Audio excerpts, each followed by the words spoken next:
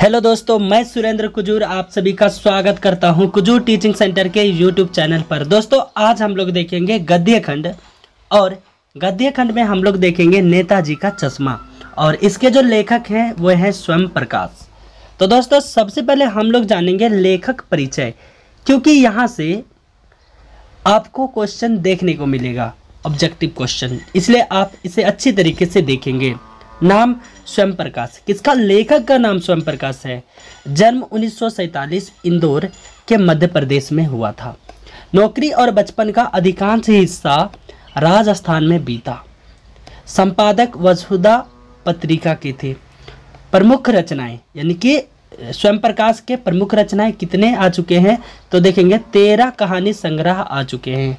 ठीक है, उनमें प्रमुख क्या है तो सूरज कब निकलेगा, आएंगे अच्छे दिन भी, संधान, आदमी जात का आदमी, ये प्रमुख था। प्रमुख का मतलब फेमस बोल सकते हैं। ठीक है, यहाँ पर देखेंगे 5 उपन्यास, उनमें भी प्रमुख था विनय और ईंधन। साहित्य पुरस्कार पहला दिया गया था उसे पहल सम्मान, वनमाली पुरस्कार तथा राजस्थान साहित्य अकादमी पुरस्कार। भाषा शैली कैसी थी तो मध्यवर्गीय जीवन का कुशल चित्रण करते थे हमेशा। ठीक है, हम लोग जानेंगे नेताजी का चश्मा। पाठ यहाँ से स्टार्ट होगा और यहाँ पर दोस्तों आपको 4 कैरेक्टर देखने को मिलेगा, हलदार साहब, पान वाला, डलेवर और कैप्टन यानी कि चश्मे वाला। तो आइए स्टार्ट करते हैं हलदार साहब से। हलदार साहब जो है उसे हर 15वें दिन एक कंपनी के काम के सिलसिले से उसे एक कस्बा से होकर गुजरना पड़ता है। कस्बा आप समझ रहे होंगे, जो गांव से थोड़ा विकसित लेकिन शहर से थोड़ा कम विकसित, उसे हम लोग कस्बा बोल सकते हैं। ठीक है, इस कस्बे के बारे में कुछ चीज़ें दी गई है तो आइए देखते हैं। बहुत बड़ा नहीं, यानी कि कस्बा जो है वो बहुत बड़ा नहीं है। कुछ मकाने पक्का है और कुछ मकाने कच्ची है। एक बाजार और एक तो लड़कों का स्कूल और एक लड़कियों का स्कूल, एक सीमेंट का छोटा सा कारखाना और 2 ओपन एयर सिनेमा घर, एक ठो नगर पालिका था। ठीक है, यहाँ पर आपको ये बेसिक पॉइंट याद रखना है। नगर पालिका था तो कुछ ना कुछ काम करती थी, तो आइए देखते हैं क्या क्या काम करती थी। कभी कभी सड़कें पक्की करवा दिए, पेशाब घर बनवा दिए, कबूतरों की छतरी बनवा दिए, तो कभी कभी सम्मेलन करा दिए। ठीक है, ये सब काम करती रहती थी। इसके बाद नगर पालिका के कुछ उत्साही बोर्ड या प्रशासनिक अधिकारी शहर के मुख्य बाजार के मुख्य चौराहे पर, है ना, नेताजी सुभाष चंद्र बोस की प्रतिभा यानी कि यहाँ पर लगाने के बारे में डिस्कस कर रहे थे, सोच रहे थे। ठीक है, कि हम लोग इस चौराहे पर नेताजी क्या हम लोग प्रतिभा बनाएंगे। ठीक है, यहाँ पर देखेंगे तो ये नेताजी का प्रतिभा है और ये किसका बना हुआ है तो संगमरमर की। कहानी इस प्रतिभा के बारे में ही है। ठीक है, लेकिन उसके भी एक छोटे से हिस्से के बारे में है, यानी कहानी तो इस मूर्ति के ही बारे में है लेकिन उसके एक छोटे से अंश के बारे में पढ़ेंगे। तो आइए सब यहाँ पर देखेंगे। दूसरा रोल कौन है तो ये है मोतीलाल जी, हाई स्कूल के इकलौते ड्राइंग मास्टर कौन है, मोतीलाल जी। ठीक है, जब इसे मूर्ति बनाने का अवसर दिया गया है तब ये क्या बोलते हैं, क्या विश्वास दिलाते हैं लोगों को, तो देखिए यहाँ पर माह भर में मूर्ति बनाकर पटक देने का विश्वास दिए। ठीक है, कौन, मोतीलाल जी। स्थानीय कलाकार को ही अवसर देने का निर्णय क्यों क्या गया होगा, क्या कारण होगा, आइए जानते हैं। यहाँ पर देखेंगे तो मूर्तिकारों की जानकारी ना होना, हो सकता है मूर्तिकारों की जानकारी ना थी, कौन अच्छा है कौन खराब है। ठीक है, अच्छी मूर्ति की लागत अनुमान और बजट, उपलब्ध बजट अधिक हो सकता है, जो मूर्ति बनाया जा रहा था उसका बजट से अधिक हो रहा था होगा। चिट्ठी पत्री में बर्बाद हुआ समय, हो सकता है चिट्ठी पत्री में इधर उधर समय बर्बाद हो गया। ठीक है, ये मुख्य कारण थे। तो हम लोग जानेंगे इस प्रतिभा के बारे में। प्रतिभा क्या थी, कितनी ऊंची थी, आइए जानते हैं। 2 फुट ऊंची प्रतिभा जो थी सुभाष चंद्र बोस की, कितनी ऊंची थी तो 2 फुट ऊंची थी। टोपी की नोक से कोट यानी कि बस्ट, यानी कि ये यहाँ से लेके यहाँ तक। ठीक है, सुंदर थे, बहुत सुंदर थे, कुछ कुछ मासूम और कमसीन लग रहे थे किस फौजी वर्दी में, ठीक है, क्या लग रहे थे, मासूम और कमसीन लग रहे थे फौजी वर्दी में, ठीक है। यहाँ पर देखेंगे मूर्ति को देखते ही दिल्ली चलो और तुम मुझे खून दो वगैरह याद आने लगते थे। इस तरह मूर्ति बनाया गया था कि उस मूर्ति को देखकर किसी को भी दिल्ली चलो और तुम मुझे खून दो वगैरह याद आना ही था, ठीक है। तो यह जो प्रयास था वो सफल और सराहनीय प्रयास था, ठीक है। लोगों का जो था सफल और सराहनीय प्रयास था। एक कसर थी उसमें, क्या कसर थी, तो नेताजी की आंखों पर चश्मा नहीं था। सब कुछ तो बना हुआ था पर नेताजी का आंखों पर चश्मा नहीं था। आइए आगे देखेंगे, नेताजी के ऊपर चश्मा तो था लेकिन वहां पर देखेंगे चश्मा था लेकिन संगमरमर का नहीं, एक सामान्य और सचमुच का चश्मा चौड़ा काला फ्रेम मूर्ति को पहनाया गया था, ठीक है। नेताजी के मूर्ति पर चश्मा था लेकिन कैसा चश्मा था, रियल चश्मा था, और कैसा था, चौड़ा काला और फ्रेम वाला लगा हुआ था। तो यहाँ पर देखेंगे, अब यहाँ पर फिर हवलदार साहब पहली बार कस्बा से होकर गुजर रहे हैं, तो गुजरेंगे तो फिर उसे एक चौराहा आता है, चौराहा समझते होंगे, चारों ओर से जहाँ पर मिलता है उसको चौराहा बोला जाता है। वहाँ पर एक दुकान है, ठीक है, पान का दुकान, वहाँ पर वो रुकते हैं और देखते हैं मूर्ति को। तो मूर्ति को देखते हैं तो वो बोलते हैं वाह भाई मूर्ति पत्थर की और चश्मा तो रियल, ये सोचते हैं और हवलदार साहब मुस्कुराते हैं। फिर देखेंगे हवलदार साहब फिर क्या सोच रहे हैं, ठीक है, हवलदार साहब क्या सोच रहे हैं। हवलदार साहब किससे आते थे पहले देखेंगे तो जीप से आते हैं। तो हवलदार साहब लोगों के बारे में क्या सोच रहे हैं, नागरिकों का जो प्रयास था वो सराहनीय है, ठीक है, बहुत ही अच्छा है बोल रहे हैं। मूर्ति के रंग या कद का महत्व नहीं बल्कि उस भावना का है, वरना तो देशभक्ति भी मजाक की चीज होती जा रही है, ये सोच रहे हैं कौन, हवलदार साहब, ठीक है। फिर वे जब अगली बार आते हैं और इसी कस्बे से होकर गुजरते हैं तो मूर्ति को फिर से देखते हैं। तो चश्मा दूसरा, इस बार कैसा था, तार के फ्रेम वाला गोल चश्मा था। मूर्ति को देख हवलदार साहब का कौतुक और बढ़ा, यानी कि उस मूर्ति को देखकर उसे जिज्ञासा होने लगता है, वाह भैया क्या है ये चश्मा, कौन बदल दे रहा है। फिर हवलदार साहब सोचते हैं, क्या सोचते हैं, वाह भाई क्या आइडिया है, मूर्ति कपड़े नहीं बदल सकती किंतु चश्मा तो बदल ही सकती है, ये सोच रहे हैं हवलदार साहब, ठीक है। फिर देखेंगे अगली बार फिर नया चश्मा था। हवलदार साहब का आदत हो गया था कस्बे से गुजरना, चौराहे पर रुकना और फिर पान वाले के पास पान खाना और मूर्ति को देखना, ध्यान से देखना। फिर क्या होता है, इस एक बार कौतूहल दुर्दमनीय, यानी कि जिसका दमन बहुत कठिन होता है, सहन करना एक कैपेसिटी होता है, उससे बाहर हो गया। तब हवलदार साहब ने पान वाले से पूछ लिया, अब तो बर्दाश्त नहीं हो रहा था हवलदार साहब से, तो वो अब पान वाले से पूछ लेते हैं। क्या पूछते हैं देखिएगा, पूछते हैं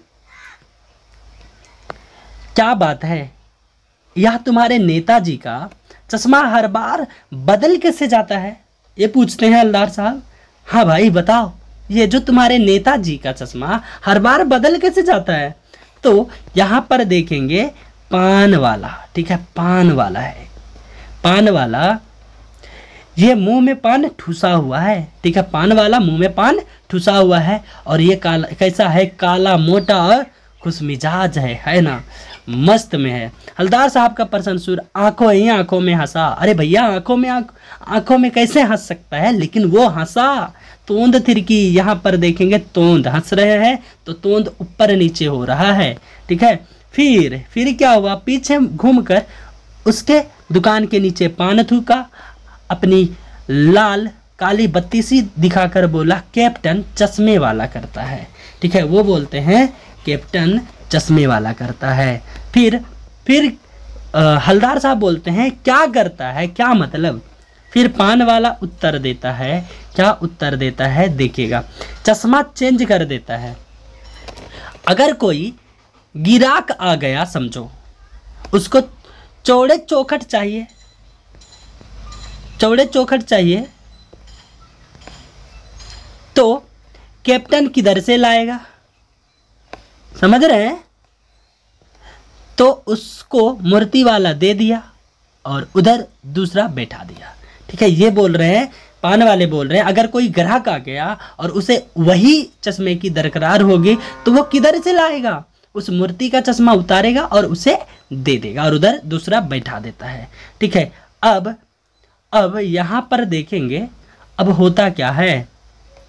हलदार साहब को अब बात जो है कुछ कुछ समझ में आई। अब क्या सोच रहे हैं हलदार साहब, यहाँ पर देखिए। अच्छा, एक चश्मे वाला है जिसका नाम कैप्टन है, ये सोच रहे हैं।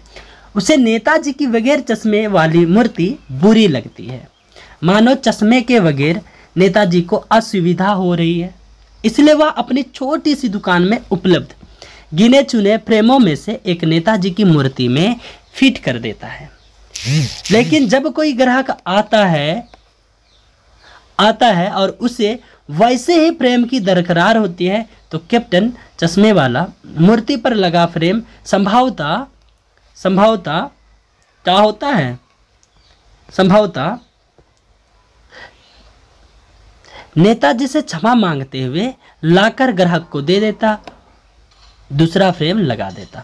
जब उसे वही चश्मा चाहिए होता है कोई ग्राहक को तो वो क्या करते हैं, नेताजी से क्षमा मांगते हैं और फिर वहाँ पर चश्मा दूसरा फिट कर देते हैं। ठीक है, तो आइए देखते हैं आगे अब क्या होता है। लेकिन भाई एक बात अभी भी समझ नहीं आई।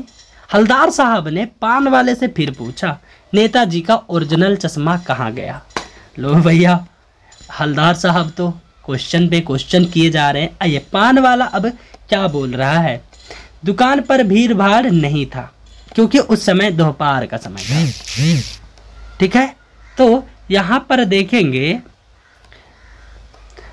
पान वाला फिर आंखों ही आंखों में हंसा, उसकी तोंद थिरकी, कत्थे की डंटी फेंक, पीछे मुड़कर उसने नीचे पीक थूकी, मुस्कुराता हुआ बोला, मास्टर बनाना भूल गया। अरे भैया, मास्टर बनाना भूल गया बोल रहे हैं।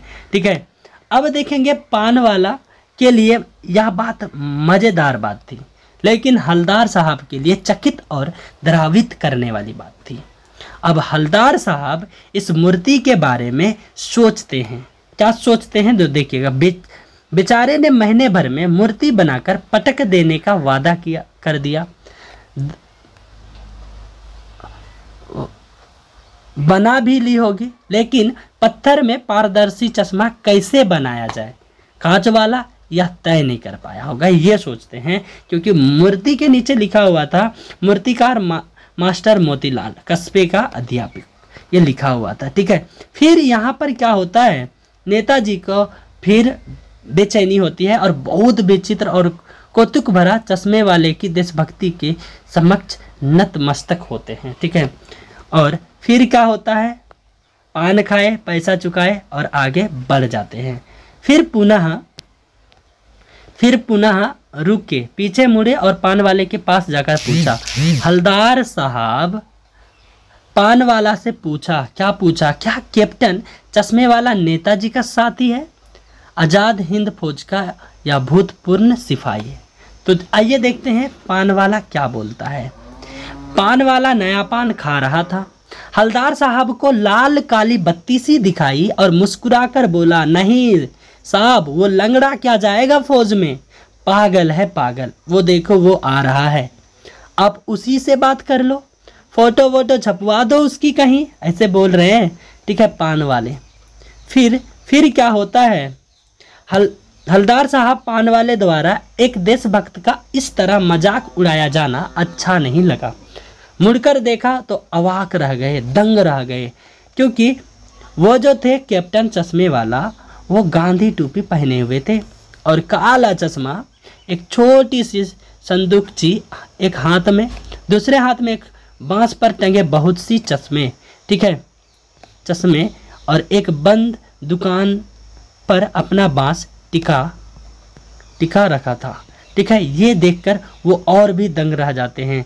फिर क्या होता है, हलदार साहब फिर सोचते हैं तो इस बेचारे की दुकान भी नहीं फेरी लगाता है। इसे कैप्टन क्यों कहते हैं? अरे भैया हलदार साहब इतना क्यों सोच रहे हो, पागल हो जाओगे, ठीक है। लेकिन बेचारे को उत्सुकता है जानने की, इसलिए वो सोचे जा रहे हैं क्या यही इसका वास्तविक नाम है, ऐसा सोच रहे हैं हलदार साहब।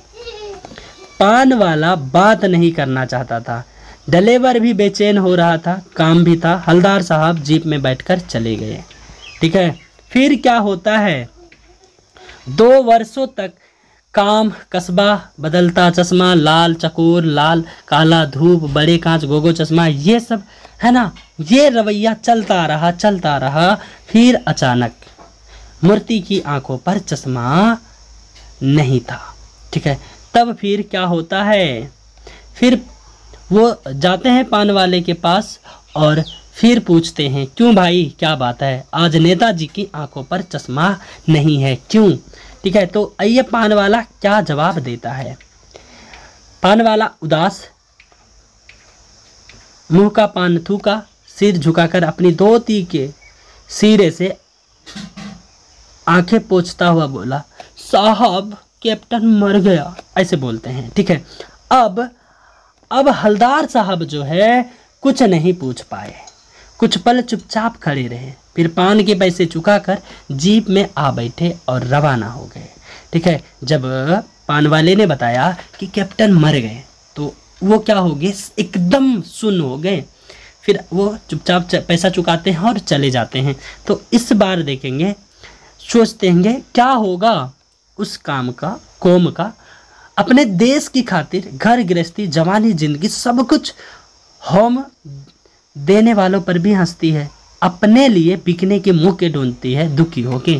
क्या होगा उस कौम का, यानी कि उस काम का जो अपने देश की खातिर गृहस्थी, जवानी, जिंदगी सब कुछ निछावर कर देते हैं, उसी पर दुनिया हंसती है। ये सोचकर वो क्या हो रहे हैं, निराश हो गए।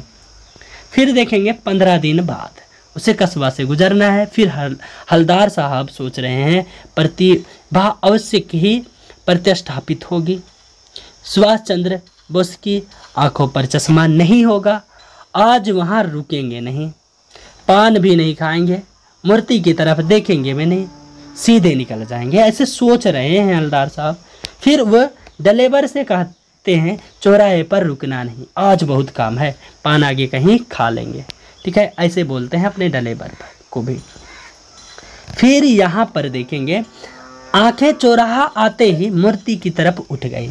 जैसे ही उसकी गाड़ी जीप चौराहे पर आया, उसकी आंखें जो है मूर्ति की ओर चला गया, क्योंकि आदत सा हो गया था, उसे बिना देखे सुकून नहीं मिल रहा था होगा, इसलिए वो चला गया। फिर ऐसा देखा, चीखे रोको, जीप स्पीड में थी, ड्राइवर ने जोर से ब्रेक मारी, रास्ता चलते लोग देखने लगे, ठीक है। फिर क्या होता है, जीप रुकते ना रुकते हलदार साहब जीप से कूदकर तेज तेज कदमों से मूर्ति की तरफ लपके और ठीक सामने जाकर अटेंशन में खड़े हो गए, ठीक है। फिर क्या हुआ, आंखों पर सरकंडे से बना छोटा सा चश्मा रखा हुआ था, जैसे बच्चे बना लेते हैं। हलदार साहब भावुक हो, इतनी सी बात पर उनकी आंखें भर आई। पता है क्यों भर आई होगी, क्योंकि वे सोच रहे थे अब इस देशभक्ति का क्या होगा, आने वाले पीढ़ी का क्या होगा। पर उन्होंने देखा कि अब भी जो है बच्चों पर देशभक्ति की भावना उत्पन्न है, इसलिए उसकी आंखों पर आंसू आ गए। तो दोस्तों आपको कैसा लगा, अगर आपको अच्छा लगा तो एक लाइक कीजिए, और अभी तक आप हमारे चैनल को सब्सक्राइब नहीं किए हैं तो चैनल को जरूर सब्सक्राइब करें। तो दोस्तों आज के लिए इतना ही, हम लोग मिलते हैं अगले वीडियो में, तब तक के लिए धन्यवाद।